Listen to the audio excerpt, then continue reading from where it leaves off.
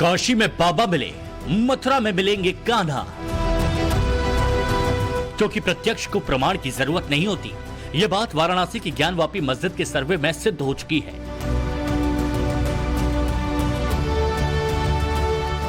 सवाल यही है कि ज्ञानवापी की तरह ही मथुरा की शाही ईदगाह मस्जिद का वो सच भी सामने आने वाला है जिसे 350 सालों से जानबूझकर दबाया गया। क्या ज्ञानवापी की दीवारों की तरह ही ईदगाह मस्जिद की दीवारों पर भी स्वास्तिक और त्रिशूल जैसे हिंदू संस्कृति के निशान मिलेंगे? क्या ज्ञानवापी के तहखाने से मिले मगरमच्छ के शिल्प जैसा हैरान करने वाला कोई सबूत ईदगाह मस्जिद में भी मिलेगा? ये काफी पुराना इतिहास है, मंदिर है, क्योंकि 2 बार तोड़ा गया औरंगजेब और महमूद गजनवी द्वारा, तो मलबे के द्वारा ये चीजें बनी गई। तो अभी क्या क्या इसके नीचे निकलेगा ये तो हम नहीं कह सकते, पर वर्तमान में जो चीजें जैसी हैं, कम से कम उनकी सही स्थिति माननीय न्यायालय के समक्ष आ जाए, ये आवश्यक है। हिंदू पक्ष उत्साहित है। मन में सवाल है कि मस्जिद का सर्वे होगा तो क्या क्या मिलेगा? ज्ञानवापी जैसा फव्वारा मिलेगा या फिर तहखाना? इसे जानने के लिए टाइम्स नाउ ऑफ भारत की टीम ने मथुरा से पड़ताल की, स्थानीय लोगों से बात की। मेरे पास में नगर पालिका का भी डॉक्यूमेंट है और खेबड़ का भी डॉक्यूमेंट है। जो संस्थान के द्वारा जो कॉम्प्रोमाइज किया गया था, संस्थान ने किसी भी परमिशन को ट्रस्ट से नहीं लिया गया था। इसी प्रकार से मैं समझता हूं कि जन्म स्थान का ईदगाह के संबंध में जो भी निर्णय आएगा, सभी पक्ष शांतिपूर्ण ढंग से उसको मानेंगे। हिंदू पक्ष का दावा है कि वाराणसी की ज्ञानवापी मस्जिद की तरह ही कृष्ण जन्मभूमि मथुरा की शाही ईदगाह में स्वास्तिक के निशान के साथ ही हिंदू संस्कृति के प्रतीक मौजूद हैं। साथ ही मस्जिद के नीचे मौजूद है भगवान का वो गर्भगृह जिसके ऊपर औरंगजेब ने मस्जिद को बनवाया है। राम जन्मभूमि केस से भी बेटर केस है, ये बात मैं आपके सामने एज ए लॉयर रखना चाहता हूं।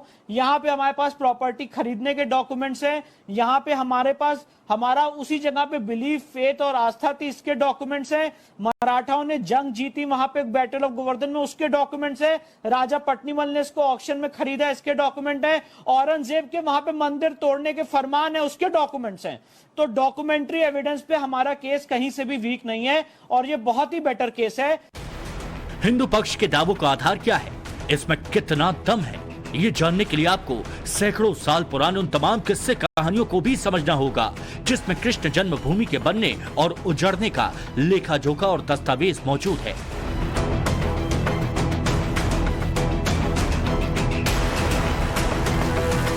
इतिहास में दर्ज इन दस्तावेजों से भी आपको रूबरू कराएंगे, लेकिन पहले सुनिए मथुरा में रहने वाले उन मुसलमानों को जो सालों से मथुरा की ईदगाह मस्जिद में नमाज पढ़ने आते हैं।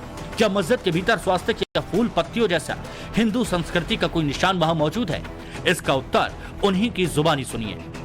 कितने साल से आप जा रहे हैं? करीब मुझे 40 साल के आसपास हो गए और यहीं का मतलब मेरा होश संभाला है।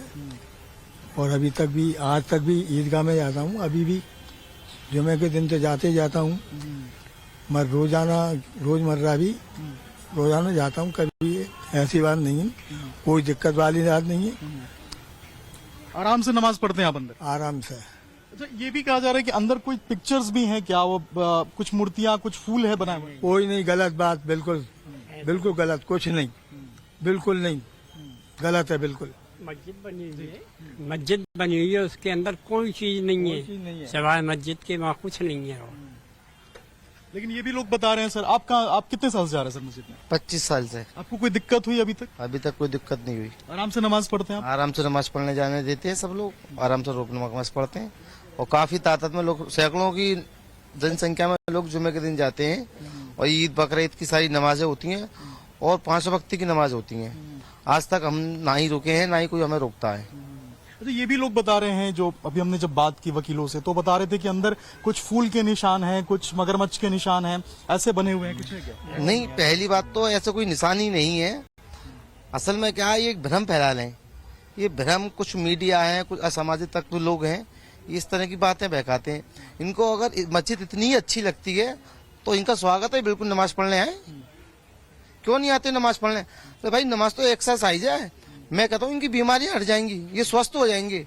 इनको जो है ना, ऊपर वाले ने इनको बीमारी पैदा कर दी है। स्थानीय मुस्लिमों को मालूम है कि जब सर्वे होगा तो हकीकत सामने आएगी, लिहाजा पहले तो सभी ने एक एक सुर से ये बता दिया कि मस्जिद की दीवारों पर फूल या त्रिशूल या फिर हिंदू संस्कृति का कोई निशान नहीं है।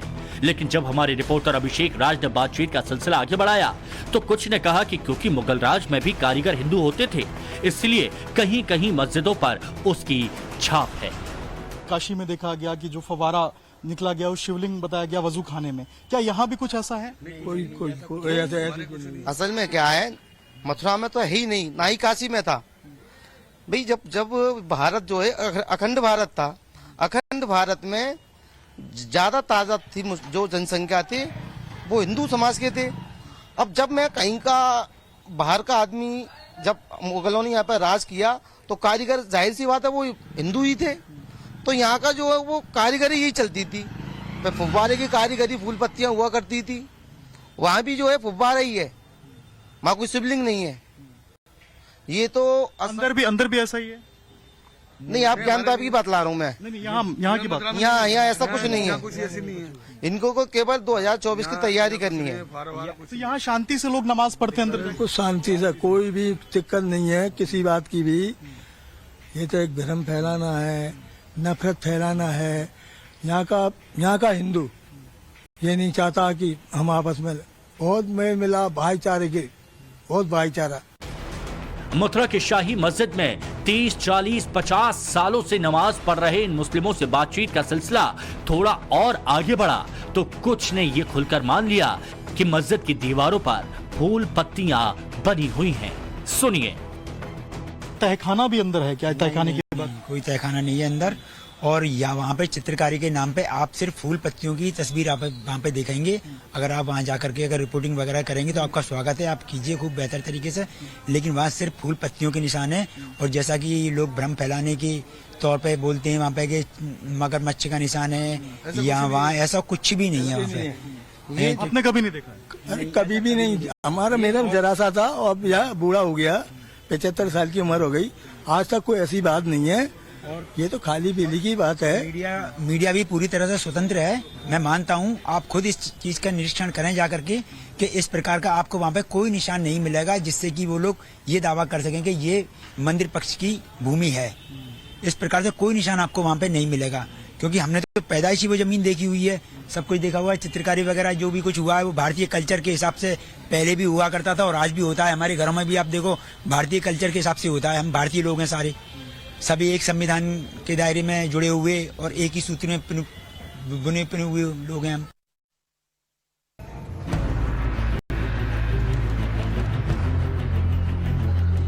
मथुरा भगवान की कृष्ण की जन्मभूमि है।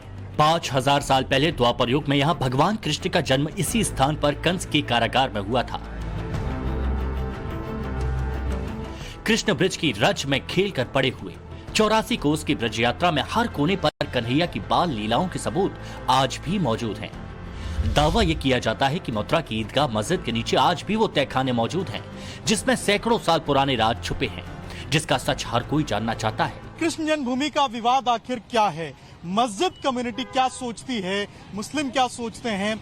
हिंदू पक्ष क्या सोचता है? आज लगातार इन सवालों के जवाब टाइम्स नाउ भारत सुबह से खोजता रहा है। आज पूरे इन्वेस्टिगेशन के दौरान, बातचीत के दौरान कई तथ्य जो है वो हमारे सामने आए। जैसे जब हमने मुस्लिम पक्ष के लोगों से बातचीत की तो उनका ये कहना था कि एक समय पे यहाँ पे जब बहु आबादी हिंदुओं की थी तो जो कलाकृतियां बनाई गई थी वो हिंदू मजदूरों के द्वारा बनाई गई थी। तो ये बिल्कुल मुमकिन है कि अंदर जो कलाकृतियां हैं ये हिंदू जो परंपरा है, हिंदू सभ्यता है, उसके हिसाब से होगी। लेकिन वही जो है हिंदू कम्युनिटी का ये भी कहना है कि अंदर कुछ ऐसे तथ्य हो सकते हैं जमीन में दबे हुए, एक ऐसा तहखाना भी हो सकता है जिसके बेसमेंट के ऊपर इस पूरे मस्जिद को तैयार किया गया है। अगर आप मस्जिद के बाउंड्रीज पे भी देखेंगे तो वहां पे आपको फूल पत्ती जो है थोड़े थोड़े से जो फोटोज आए हैं उसमें दिखाई देंगे। तो ऐसे में कई सवाल थे। जब हमने भी लोगों से बातचीत की मुस्लिम समुदाय के तो उन्होंने भी कहा कि फवारा तो नहीं, हालांकि कुछ फूल पत्तियां जो हिंदू सभ्यता में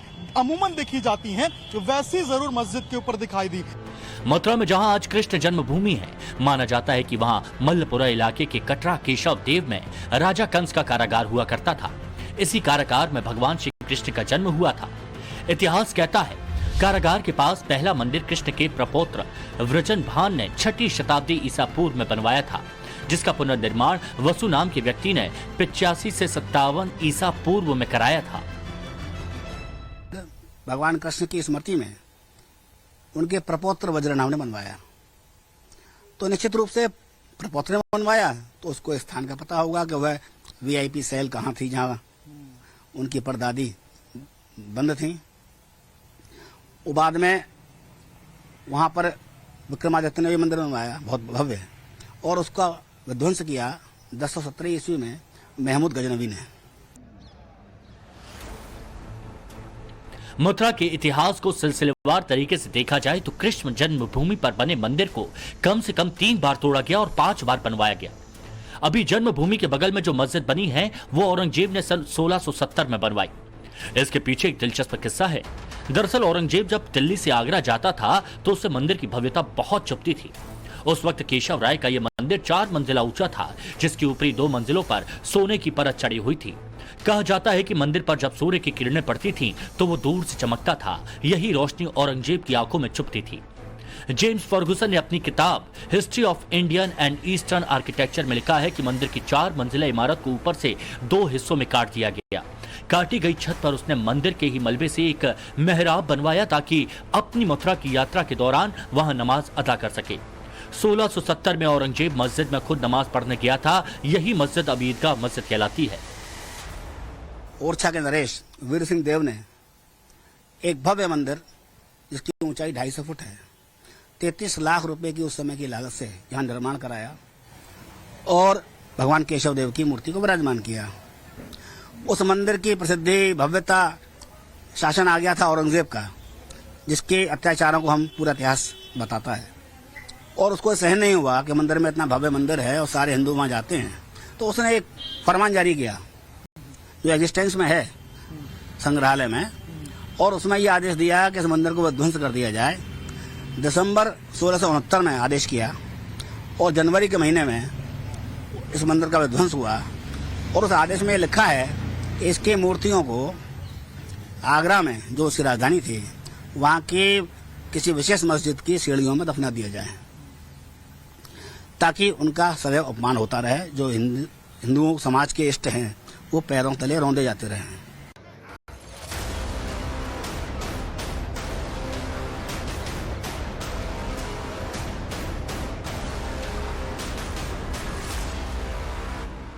यूं तो औरंगजेब को हर हिंदू मंदिर और देवी देवताओं से चिढ़ थी, लेकिन कृष्ण मंदिर से चिढ़ का एक बहुत बड़ा कारण उसकी अपनी बेटी जुवेनिसा भी थी, जो कृष्ण की भक्ति में पागल थी और एक हिंदू शासक बुंदेला महाराजा छत्रसाल से प्यार करती थी।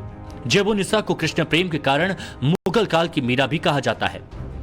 औरंगजेब ने अपनी इस बेटी को दिल्ली के सलीमगढ़ के लिए 20 साल तक कैद में रखा था, जहां जुवेनिसा ने आखिरी सांसें ली। इसी से चिढ़े औरंगजेब ने 27 जनवरी 1670 को कृष्ण मंदिर को तोड़ने का फरमान जारी किया था, जिसकी पुष्टि आलमगीरी के अंग्रेजी में किए गए अनुवाद का ये दस्तावेज भी करता है।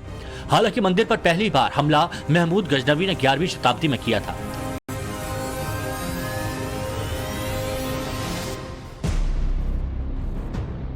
गजनवी ने मथुरा शहर पर हमला करके उसे जमकर लूटा। महमूद गजनवी के दरबारी इतिहासकार अल उद्बी ने अपनी किताब तारीख यामिनी में लिखा कि मूर्ति वाले मंदिर के दोनों तरफ 1000 घर थे। शहर के बीचों बीच एक बहुत बड़ा मंदिर था जिसकी सुंदरता का बखान करना नामुमकिन था। सुल्तान गजनवी ने उस मंदिर के बारे में कहा कि अगर इस मंदिर के बराबर कोई दूसरी इमारत खड़ी करने के बारे में कोई सोचे तो उसे कम से कम 100 करोड़ दीनार खर्च करने होंगे। अगर बहुत अनुभवी शिल्पकार और मजदूर लगाए जाएं तो भी इसे बनाने में कम से कम 200 साल लगेंगे।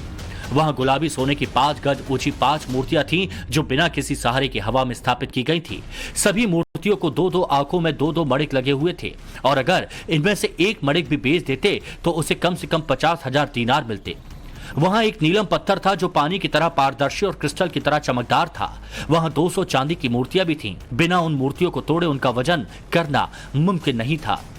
1860 से 1890 तक मथुरा के अंग्रेज कलेक्टर रहे F.S. ग्रोसे ने Mathura Vrindavan the mystical land of Lord Krishna नाम की किताब में लिखा है कि मंदिर की भव्यता से चिढ़कर गजनवी ने कृष्ण मंदिर के साथ शहर के सैकड़ों मंदिरों को तुड़वा दिया था और उनकी सोने चांदी की मूर्तियां लूटकर अफगानिस्तान ले गया था।